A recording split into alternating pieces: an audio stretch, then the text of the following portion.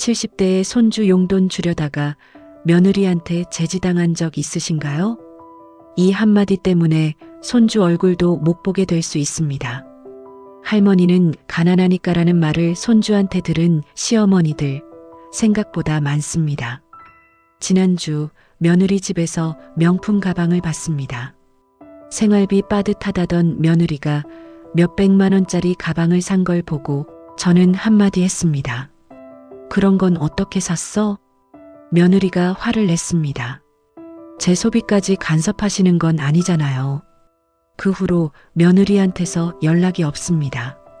일주일째입니다. 보통 때는 사나흘에 한 번씩 전화가 왔었는데 지금은 아무 소식이 없습니다. 제가 먼저 전화하기도 조심스럽습니다. 며느리가 아직 화가 나 있을 것 같아서요. 오늘은 손주 생일입니다. 용돈을 주려고 집에서 나왔습니다. 지갑에 5만 원을 넣었습니다. 손주 생일이니까 평소보다 좀 더 주려고요. 아들 집 근처 공원에서 손주를 만나기로 했습니다. 며느리 집에 가기가 부담스러워서 아들한테 손주만 공원에 나오게 해줄래라고 했습니다. 아들은 네, 알겠습니다라고만 했습니다. 공원 벤치에 앉아서 기다렸습니다. 10분쯤 지나니 손주가 뛰어왔습니다. 할머니, 우리 손주 생일 축하해. 손주가 제 품에 안겼습니다. 할머니, 보고 싶었어요. 할머니도 보고 싶었어. 손주 머리를 쓰다듬었습니다. 따뜻했습니다. 생일 선물 사줄까? 뭐 갖고 싶은 거 있어? 손주가 고개를 저었습니다. 괜찮아요. 엄마가 이미 사줬어요.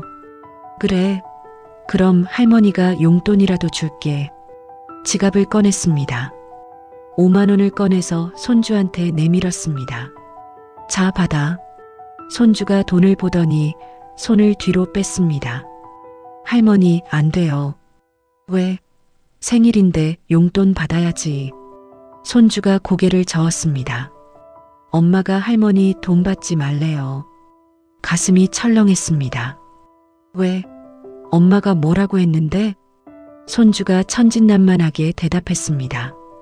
엄마가 할머니 가난하대요. 그래서 할머니 돈 받으면 안 된대요. 그 순간 머릿속이 하얘졌습니다. 가난하다고? 며느리가 애한테 그런 말을 했다고? 손주가 계속 말했습니다. 엄마가 할머니는 연금으로 사시니까 돈이 별로 없대요. 그러니까 할머니 돈 받으면 안 된대요. 손주 목소리가 멀게 들렸습니다. 귀가 멍해졌습니다. 저는 겨우 입을 열었습니다. 그래, 엄마가 그렇게 말했구나. 손주가 고개를 끄덕였습니다. 네, 그래서 할머니 용돈 못 받아요. 미안해요, 할머니. 손주가 미안하다고 했습니다.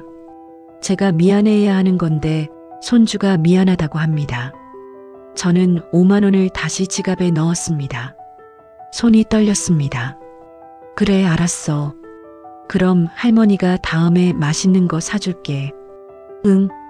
손주가 환하게 웃었습니다.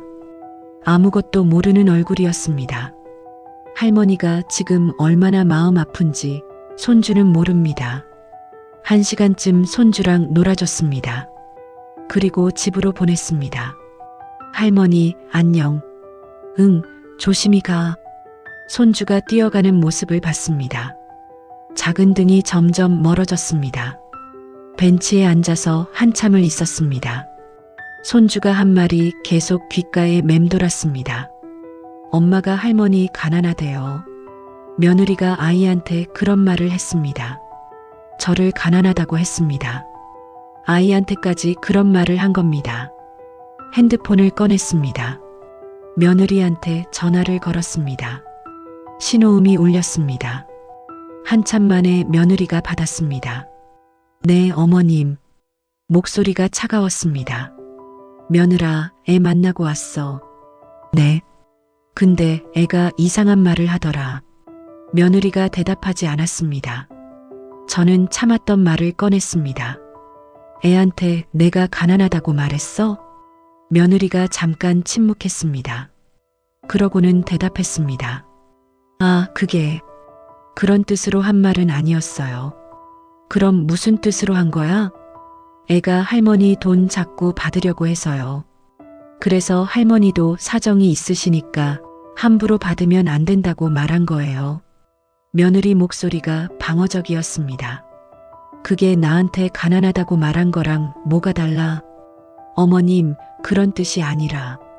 제가 말을 끊었습니다. 나는 손주 용돈 줄 돈도 없는 사람이야? 매달 학원비 35만 원씩 보내는데도. 며느리가 한숨을 쉬었습니다. 전화기 너머로 들렸습니다. 어머님, 그래서 제가 드리는 말씀인데요. 학원비 이제 안 받을게요. 가슴이 덜컥 내려앉았습니다. 뭐? 어머님도 힘드신 거 아니까 이제 저희가 알아서 할게요. 학원비 안 받겠다는 게 무슨 소리야?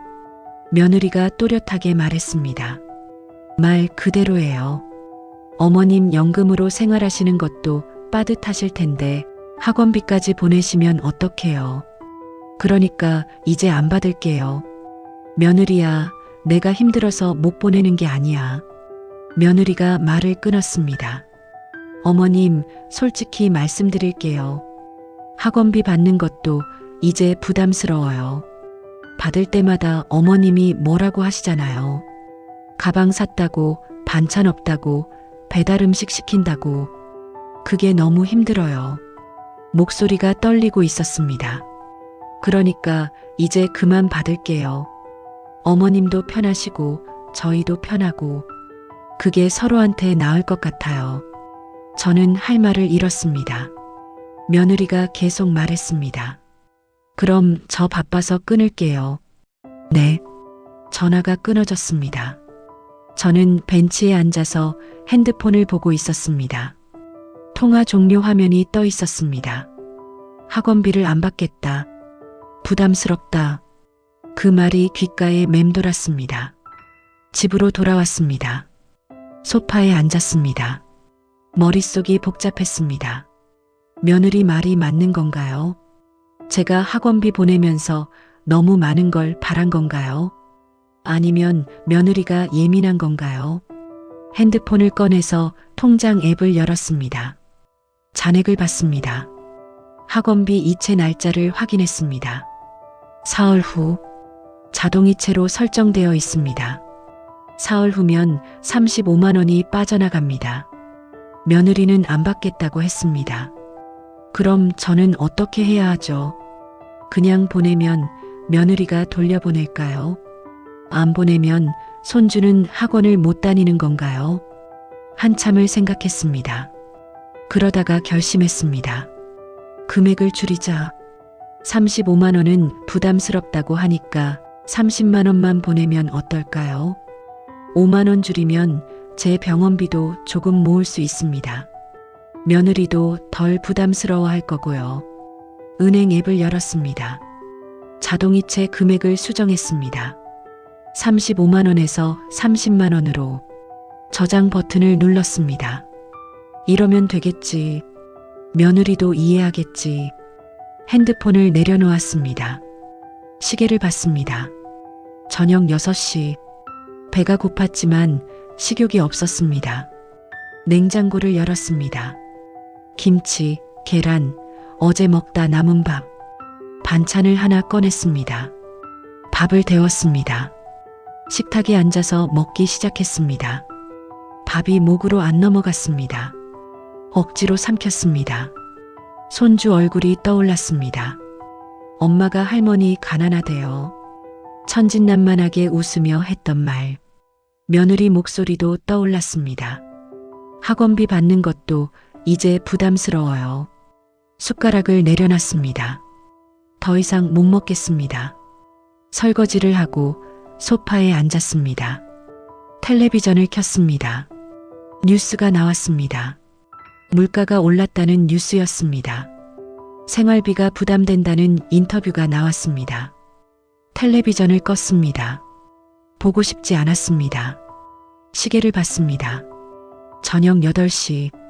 잠자리에 들기엔 이른 시간입니다. 하지만 할 일이 없었습니다. 침대로 갔습니다. 누워서 천장을 봤습니다. 어둠 속에서 천장에 금이 보였습니다. 오래된 금입니다. 언제부터 있었는지 모르겠습니다. 눈을 감았습니다. 잠이 안 왔습니다. 손주 얼굴이 자꾸 떠올랐습니다. 며느리 목소리가 귓가에 맴돌았습니다. 내가 뭘 잘못한 걸까? 손주 걱정하는 게 잘못인가? 학원비 보내는 게 부담을 주는 건가? 답이 나오지 않았습니다. 한참 후에 잠이 들었습니다. 그런데 새벽에 눈이 떠졌습니다. 시계를 봤습니다.